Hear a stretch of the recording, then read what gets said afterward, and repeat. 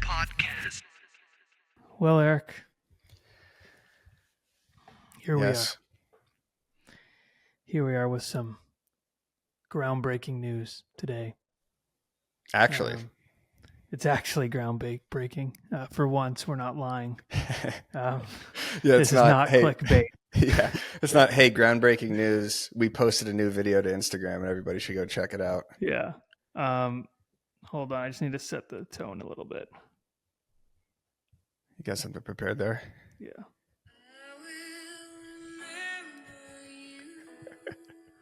There goes our copyright violation. We could like that out. So we have a big announcement. We are stopping Over Ask in the format that it's currently in. We will not be doing weekly episodes over Riverside or StreamYard or Zoom or Zook, whatever the hell we used. Zencaster, Zoocasa, whatever it's called. We are reformatting the show, and we want to just kind of get on here, talk about the last 2.5 years of straight consistency. I think we missed 2 weeks in 2.5 years, Eric. I think so. I think it's been 120 plus episodes. We started this in January of 2021? Mm-hmm. Yep. And pandemic was still going on depending on where you were. And yeah, I mean, we've been unbelievably consistent with this. This has been a staple in my life and your life for 2.5 years. Every week we're filming Over Ask no matter what. Mm-hmm.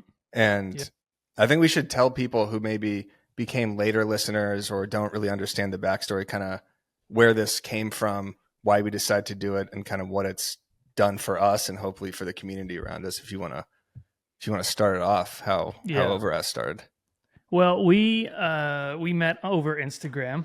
I asked you one day, I said, hey man, do you take submissions, like video submissions? You said, yeah, of course.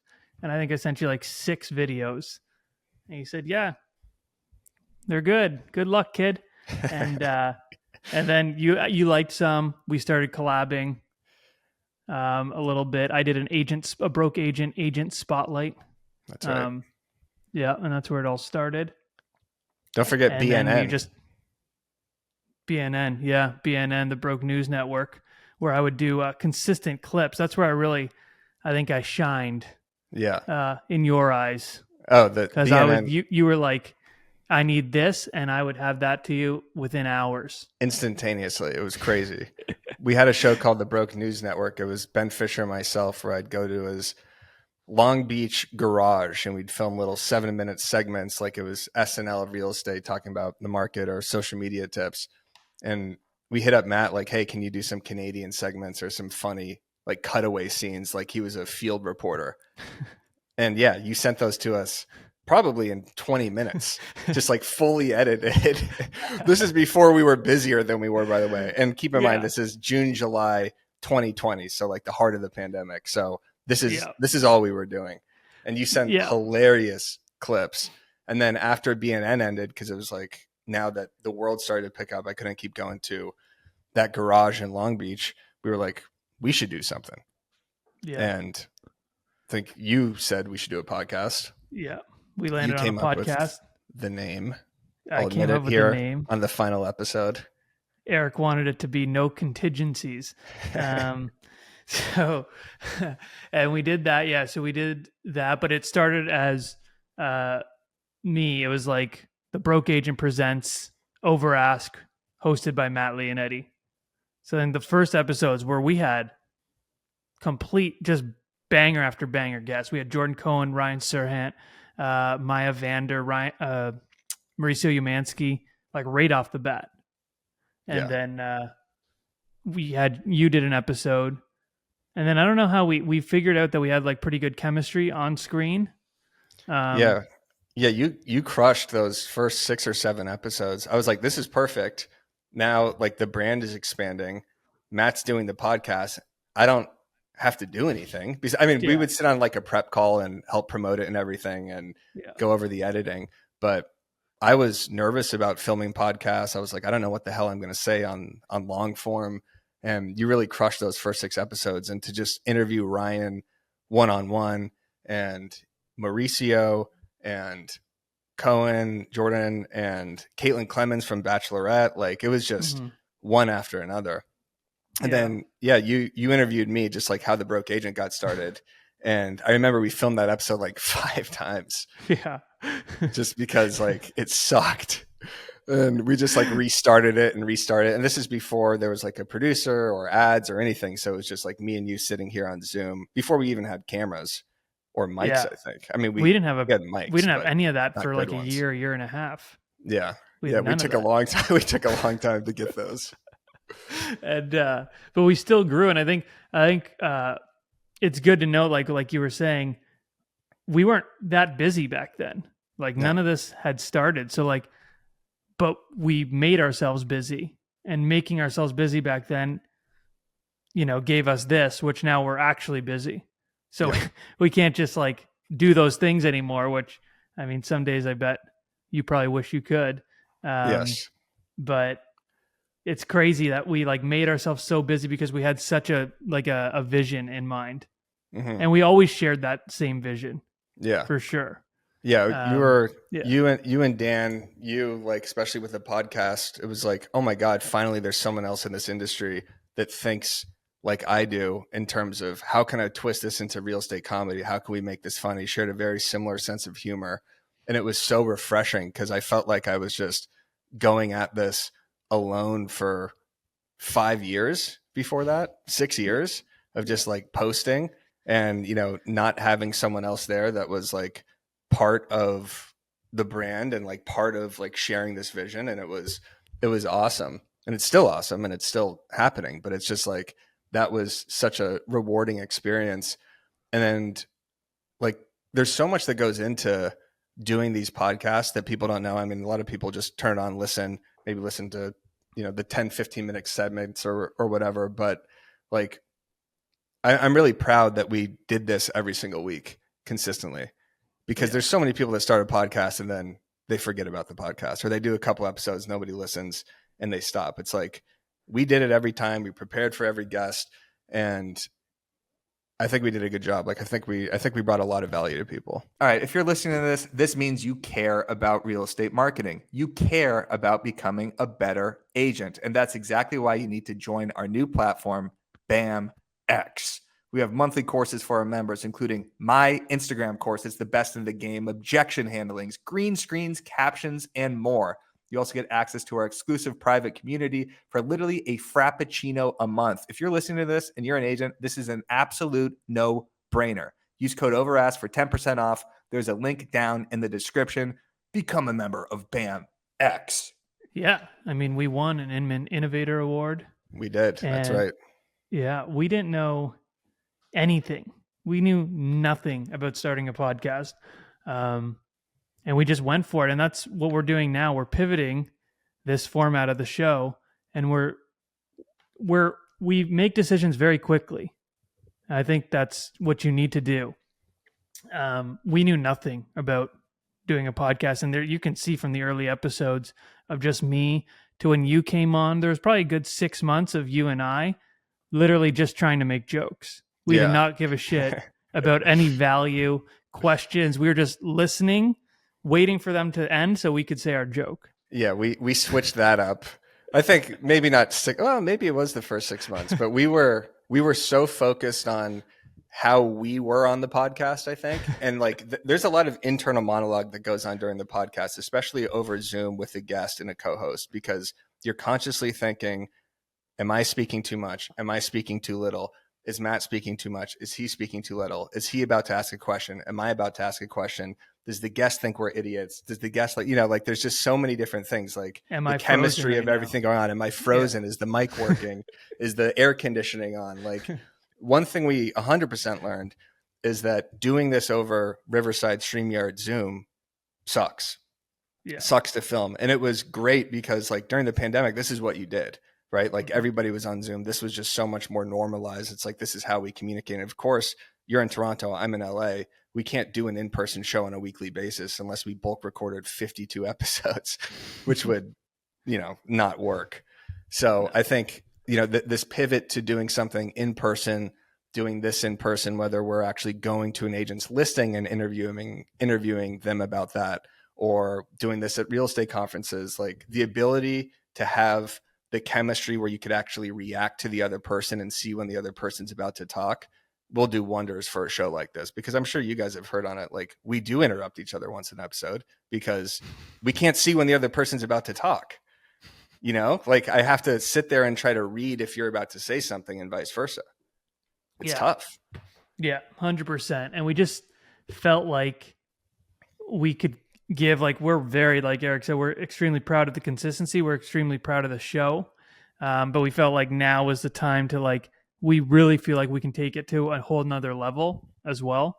And that means in person. So we're going to be doing seasons. And we're thinking seasons of 8. We're still, like I said, we just made this decision last week. And we just stick to it and we go for it. And I think it's going to do wonders for the show. But we're going to do seasons of 8. We're thinking we're going to, like Eric said, switch it up, go into agents' open houses, maybe their own houses. Maybe we'll do walking interviews. Maybe we'll go to someone's brokerage and we can do a podcast while they're walking us through the brokerage, like just different looks that people haven't seen before. And we just feel like, Eric and I have been together in person now a couple times and it's just so much better. Yes. And we think we're just going to have such better chemistry and energy for everyone on the show. We've been talking about live podcasts as well. So, we're still thinking through it. I don't know when the first season we're hoping is going to come out yet. Maybe by the end of the year. Depends. We're going to see each other a couple times by the end of the year. So we'll see how fast we can do that turnaround. But I'm really excited for this kind of new chapter because I think we really have an opportunity to like explode this in a good way. Yeah. And I think we were so excited at the beginning. Really for a good 2 years, like this has been such a fun, valuable experience. Like I've learned so much from the guests. I've learned so much about myself. I've learned so much about you and like how to interact with people and how to come up with questions and just so much value from content and from an agent perspective. And I realize I say content perspective every episode too. That's one thing that I 100% got to cut out. He said that in his wedding vows. I did, exactly. Yeah. I was like, from a content perspective, man, I think that we should be together because that way we could photograph each other for years. And like we realized that there was a sort of plateau towards the end where it's just kind of like not necessarily going with the motions because we still tried to deliver the best value, but a new format would just reinvigorate this to where we could actually pull so much more value out of the guests instead of trying to blindly come up with questions in this little Zoom box. And for people who haven't done Zoom podcasts, there's always a Wi-Fi issue, whether it's the guest or it's us. There's always an audio issue. There's always a timing issue. There's just so many things that go on for it to like become a clean episode. Like in person just is 1,000 times better. So really excited about what to do with that. But also I just want to reiterate that from a content perspective, we learned so much about like what gets clicks, what gets views, what people are interested in. We learned how to do thumbnails. We learned how to do YouTube titles. Like we weren't doing anything on YouTube leading up to Overask. Like I had a couple stuff on my YouTube channel, but nothing. Yeah. Like it was the rap videos and just like stupid videos. And then like this was the first opportunity to really start providing value to the real estate community with this brand. So, and it's basically the formation of BAM too. This is the flagship show. This is the reason why the media company was even created, because this is the first podcast. Mm-hmm. Yeah. And yeah, for sure. Like we want to let people know we're not done with it. We're just taking a break. We're reformatting. We're going to come out with what we think is going to be a way better product for everyone to listen to and look at. And we were talking about, taking it off still obviously being a part of BAM, but making a separate YouTube channel even, because we learned a lot about that with the algorithm of YouTube and stuff like that. Like there's so much we've learned literally just from the guests. So anyone who's thinking about it, do it. you're going to learn so much. You're creating just like content after content after like so much content that you don't even have to think about really. It's a lot of work on the back end, like especially early on when we were editing, doing the clips, thinking of questions, things like that. But once you actually get the guest, it's just a conversation, and you can have, and you can even write, you can write a couple questions. I think we learned this from Byron. Write a couple questions knowing that that's going to be your clip. So you can ask it in a certain way. Yeah. And then reformatting the hook also. So I've said this in a couple episodes, but sometimes if I'm like stumbling over a question, you may hear me reformat that question because I know that will be a clearer hook for the episode. And then another thing we learned is right after the episode's finished, that's really when you want to figure out where the other clips are going to come from because it's fresh in your mind. The last thing you want to do is film a 40-minute episode like we used to do. And then we'd sit there and watch this episode and try to come up with 3 or 4 clips. That's, that's a huge pain in the ass that takes an enormous amount of time. So right after it's done, when it's fresh in your head, remember where the clips are, just have a notepad next to you, write those down, try to come up with the thumbnail and title and everything right there. So then it's just about formatting and then positioning the content at the end. But the amount of clips you get from podcasts, incredible. The amount of networking you get from the guests, like we've made a bunch of friends that I see at real estate conferences that have come on the show. They're going to have you on their shows. They're more likely to buy into your products. They're more likely to buy a house with you at some point. Like the podcasting game, don't just do it because you think you're going to film a podcast and make money and blow up like the Nelk Boys or something like that. Like that's not going to happen, but do it for the relationships. Our new format just might. Yeah, exactly. Yeah. We're going to do pranks now. Yeah. But I do want to reiterate as well, the last 6 months, was like struggle, but we had some incredible guests and some incredible episodes in the last 6 months with like Monica Church and Heather Sinclair. And we had a bunch. I mean, I can't name them all. Definitely in 2.5 years, couple misses. We're not going to lie. But that I think is also with the Zoom.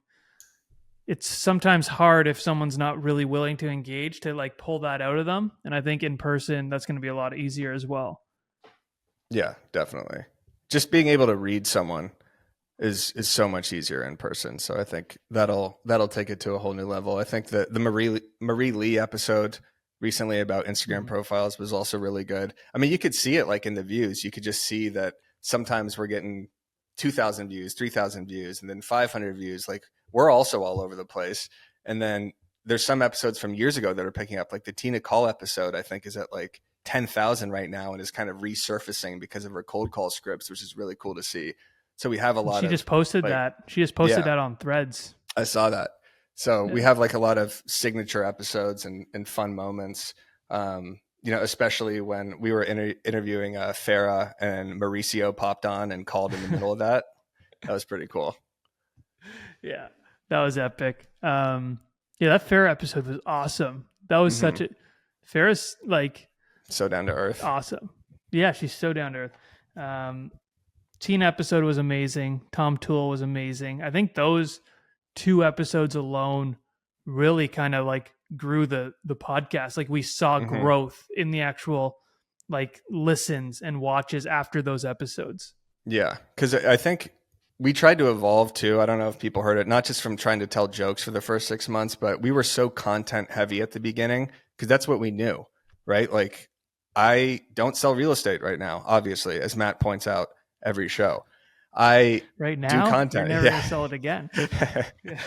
I create content and know content and know algorithms and Instagram and Facebook and Twitter and all that. So, that's where I think my value was in the podcast. So I think for the first, few episodes, first 20, 30, it was just like, how do we talk about Instagram strategy? How do we talk about YouTube strategy? And then once we had the Tom Tools and the Tina Calls on, it was so fun to just ask them questions about objection handling and scripting and how new agents can get into the business and reach new price points and stuff like that. And I think like those episodes did better than the content episodes. Like people have heard us talk about Instagram enough, Yeah. And there was some early on episodes that we broke away from. And I think that was the first like realization that we don't just have to talk about content. And one of the first that I remember was Jason Benab. Oh, that was great. that I remember calling you after and we were like, wow, that was like really good. Mindset. Yeah, Yeah, mindset. we had a couple great mindset episodes. Robert Max was really good. Um, Kevin, who we just had on, that one's at Oh, like that's one of our best performing episodes where he talks about the Kevin. 7 equities. Yeah. I didn't know Kevin before the podcast, and he's one of my favorite agents in the business. I think Yeah, everything he does is so cool. Kevin Sturdivant.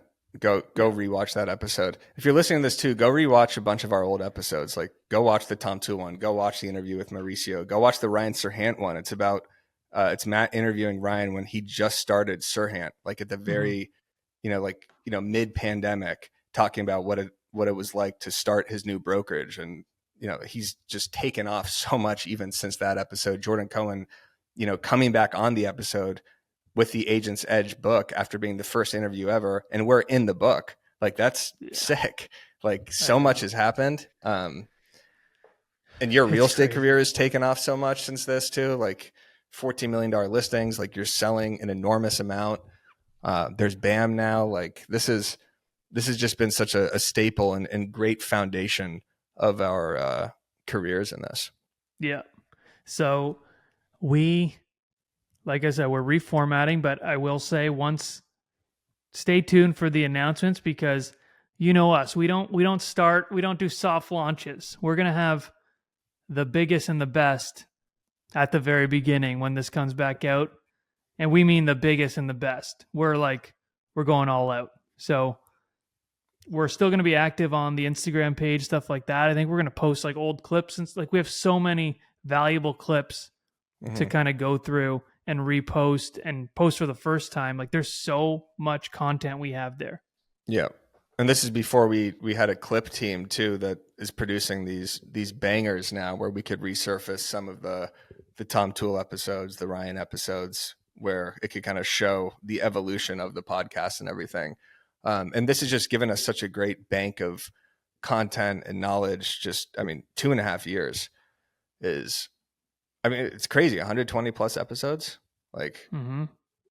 and the 100. amount of people I've spoken to at conferences who listen to this, because we don't really see, we publish it and maybe we see YouTube views. We don't really look on Anchor. We did a lot at the beginning to see what people are doing on Spotify and Apple, but it was really cool to hear people in person say like, oh, I listened to Overask, or I got a lot of value out of that episode. I really like this guest. I like when you guys talk about this. Like, I think that it just adds such another dimension to us and to our brand, and it's been cool to like actually help agents with stuff. Like I wish this podcast existed when I was a active agent.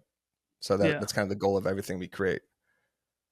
that would have been that would have had no value if it existed when you were an active agent because you'd be on it. Um, Exactly. yeah, but no, I agree, and I'm so stoked to like do this next chapter of the podcast because I have so many ideas, and I'm sure you have so many ideas. And like I said, we literally, and that's I think something like I feel like a lot of people overthink a lot of stuff when it comes to content. I think we've gotten pretty good at like making a decision and then going with the flow and figuring it out as we go. Yeah. We don't because we used to overthink everything. Yeah. I think a refresh will be reinvigorating for this. And just like from, as creatives who are constantly creating content, you get a feel for when something is ready to evolve, whether it's your video content or memes or blog posts or something. You're just kind of like, all right, now it's time. And then when you actually sit there and think about it, you're like, oh my God, there's so much more we could do with this. We could make this so much more visually appealing and interactive. And there's so many more guests and different angles and things that we could take on. So Well, I yeah, mean, I'm pumped. we grew the overask. What are we at now on the Instagram? Like we grew that to 15,000. 15,000 followers. Like, and that's Yep. just by doing this. Like, Yep. I think the next set of growth is going to be so much more because of what we're Mm-hmm. going to do. And when we get together, we're going to be so intentional about what we're doing. And it's just going to be, we were talking last week. We have so many ideas already that are fairly easy to to get done. Yeah. And I mean, like I said, we see each other enough, and if we just add 1 or 2 more trips just for this, it's going to be pretty easy to get these episodes banked and done and off to the team. Yep, exactly.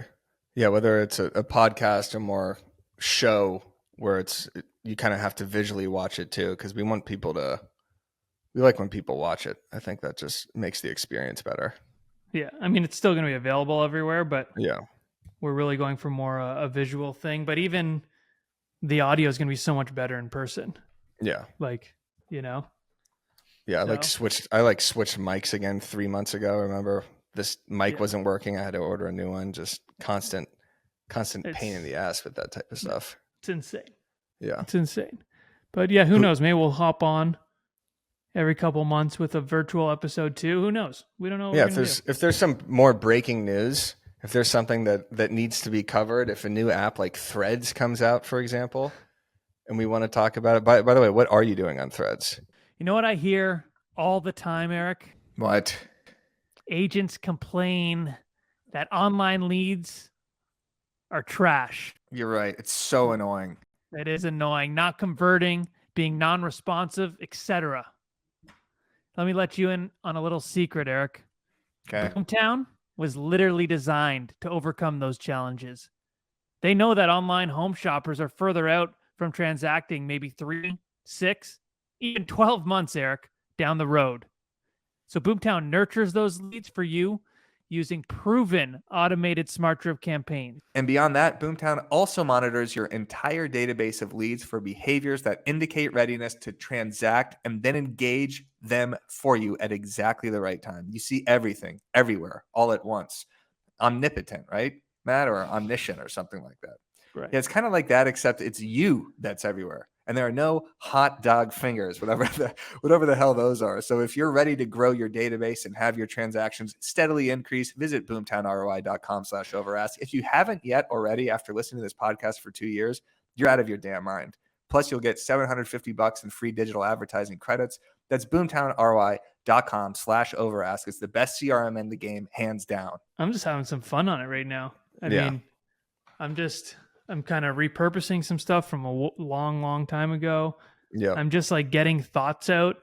What I'm really doing, and I did an article. I had the PR team message me and say like, "Hey, we're trying to get like a really early article on Threads." Mhm. I think it was for Real Estate News. Is that a thing? Yeah. Yeah. So they called me and did a phone interview on like the first day I was on Threads, and they were like, "What do you think?" And it's pretty much just like a new muscle of creating for me. Yeah. So it's like I'm putting out these ideas in my head, and now I'm looking at them. I'm seeing what people are reacting to, what they're not, and now I'm looking at that again and being like, okay, well, now I'm going to make that a video. Mm-hmm. Yeah. I love it because I like writing and blogging and stuff. So I feel like this is a muscle I haven't worked in a long time with short form written. I mean, I do stuff on Twitter, but I've always just used that as a testing ground for other jokes. So I like it. It's exciting. It kind of has the Clubhouse vibes of early on, which is also where we kind of Overask came from as well. The early Clubhouse days, like we literally just started Overask and then we were getting on Clubhouse and, you know, crashing different rooms and having fun with that. Like that was such a fun time doing that. Oh, It's just like promoting Overask, saying, you know, talking about the episodes, but then also just going on Clubhouse and having like our own little back and forth brawls. yeah. I just saw we had a Clubhouse Crashers poster. It was us with Owen Wilson and Vince Vaughn in the wedding. Yeah. I was going to post it on Threads.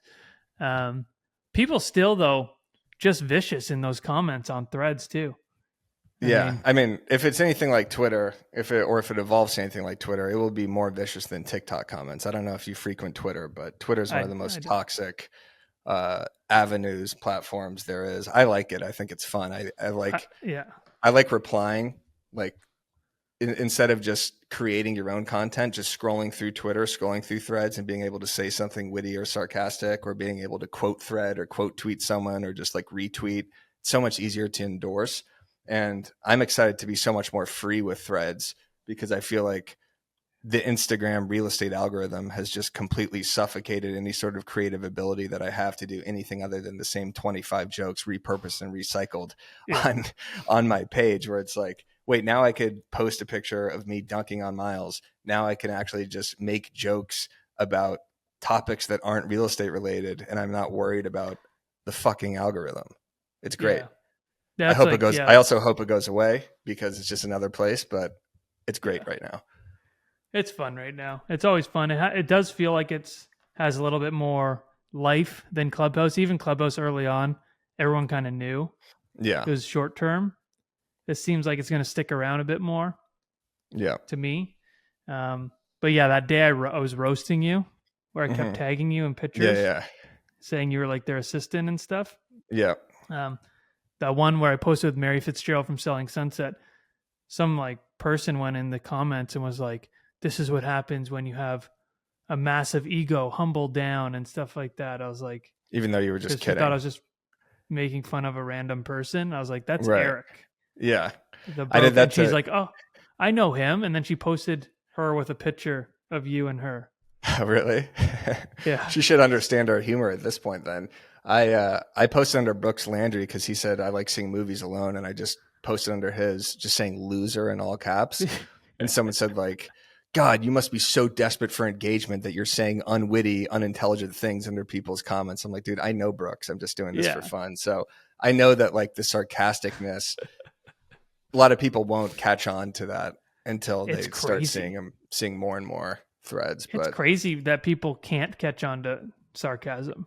Well, because a lot of people they're coming across us for the first time too. Like there's a lot of people already on threads that have said like, I've never seen The Broke Agent or I've never seen BAM. So this is a new opportunity for us to, really expand our audience, especially like for BAM to like plug articles and stuff. Cause you could actually have links to thumbnails on like Twitter. Like I'm pumped about it.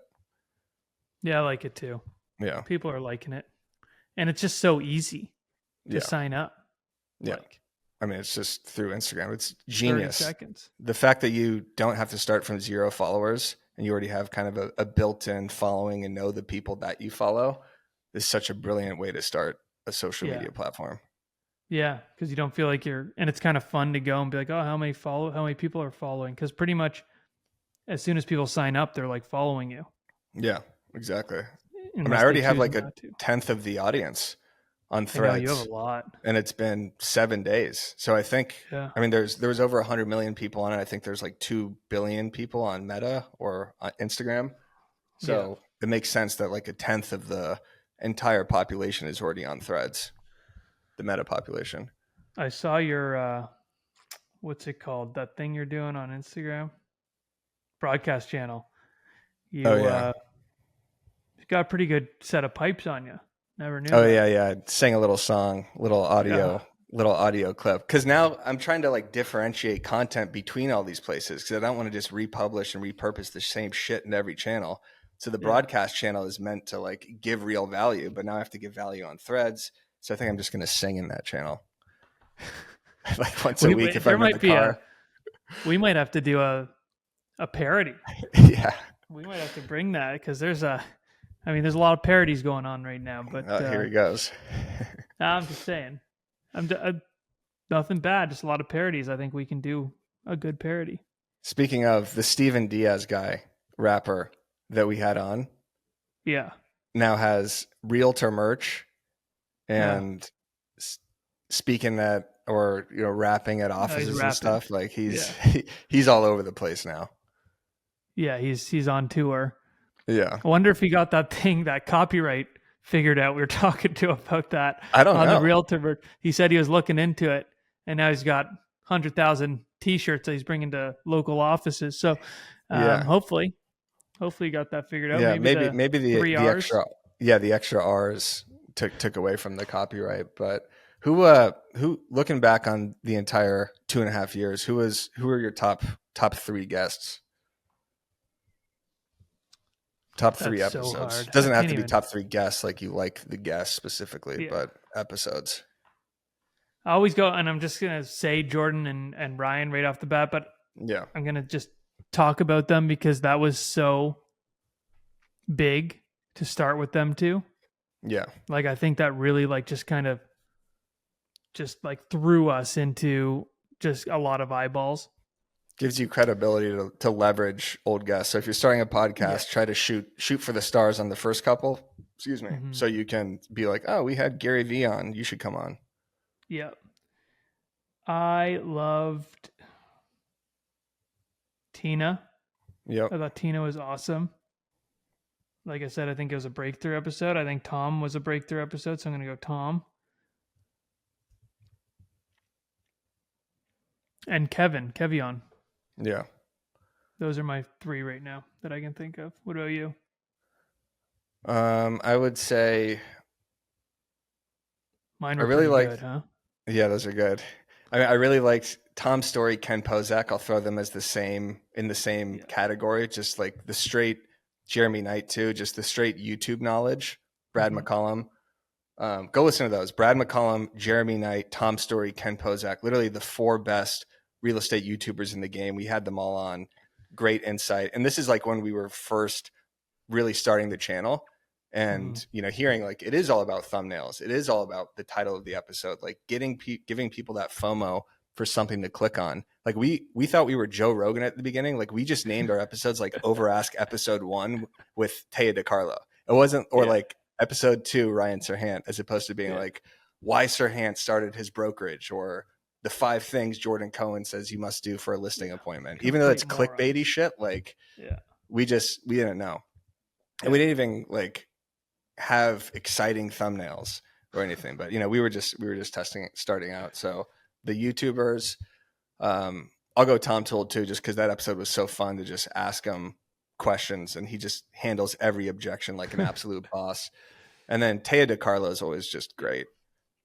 We had her on twice. She was one of the 2 repeats that we had on. I think we had her. Did we have Cassidy on twice?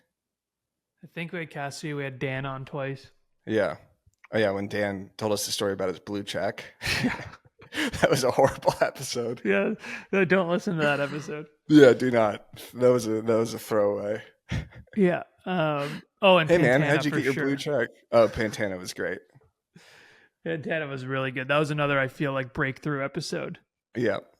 There's a couple that just like really and I'm sure we're missing so many. Yeah. I can't even think of like we've had so many guests. I know. I mean, I loved the fair episode. I thought that was such a great episode. Yeah. Which one were you most nervous for? Probably Ryan. Yeah. I mean, and I was by myself. Yeah. But with us, scary. like the 2 of us,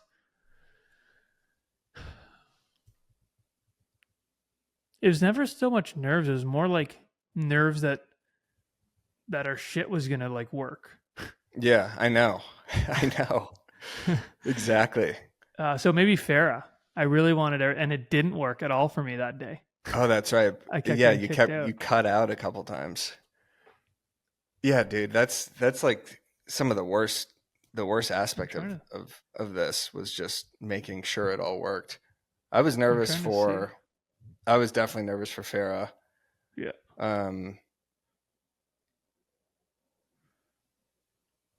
Yeah, pretty much all the people like personally. You know what I mean? Because you want to like, I don't know. You feel like it's your reputation when you know them even more than just like. Yeah. You know what I mean?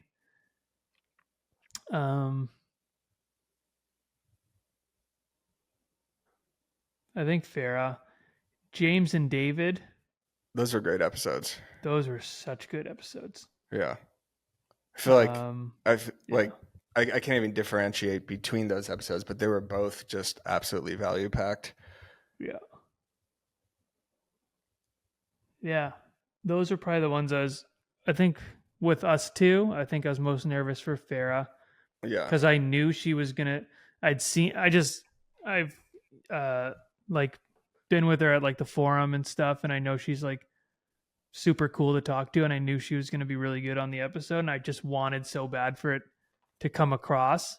Yeah. And it did, but it was like I said, more that like technical issues that I'm always worried about. Another thing I recommend, definitely if you're going to start a podcast, doing it with a co-host is so much better because it does take away those nerves. Or if you're having a shitty day or I'm having a shitty day, like the other person could kind of like come in to help a little bit, because there's plenty of episodes where I walked away and I was just like, I was shit on that episode, or like all my questions didn't land, or I didn't have chemistry with the guests. So I think it helps, especially for accountability too, because if this was just me or just you know how easy it is to just be like, I'm probably not just going to do it this week.